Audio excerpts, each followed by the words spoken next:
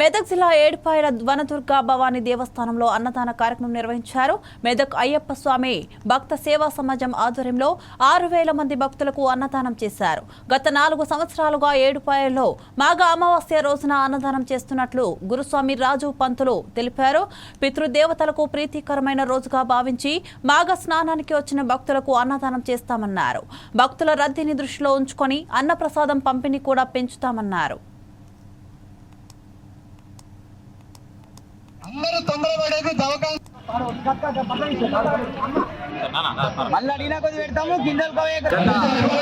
సంవత్సరాల నుంచి ఏడుపాయల దేవస్థానంలో వనదుర్గా భవాని అమ్మవారి సన్నిధిలో అయ్యప్ప భక్త సేవా సమాజం అయ్యప్ప దేవాలయం తరఫున మాఘ అమావాస్యను పురస్కరించుకొని పితృదేవతల ప్రీతికరంగా అన్నదానం చేయాలనేటువంటి ఆలోచన వచ్చి గత 4 సంవత్సరాల నుండి కూడా అన్నదానం చేస్తూ ఉన్నాం.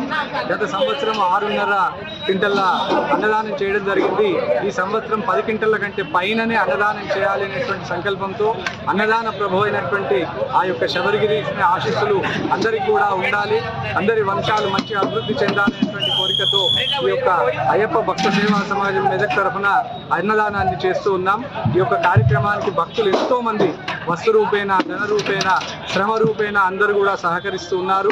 వారందరికీ కూడా ఆ యొక్క అయ్యప్ప స్వామి ఎల్లప్పుడూ కూడా కరుణా కటాక్షాలతో సకలము కూడా వాళ్ళకి అష్టైశ్వర్యాలు ఇచ్చి ఎప్పటికి కూడా కాపాడుగాక, వారికి ఎలాంటి అన్నము లోటు లేకుండా వారి వంశాభివృద్ధిని చేయాలని చెప్పి మనస్ఫూర్తిగా స్వామిని కోరుతూ స్వామియే శరణమయ్యప్ప, స్వామియే శరణమయ్యప్ప. గత 4 సంవత్సరాల నుంచి ఏడుపాయల మళ్ళీ అడిగినా కొద్ది పెడతాము గింజలు కోయకు రన్నం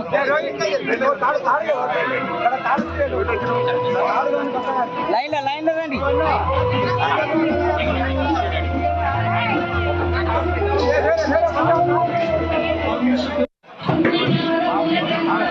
లక్ష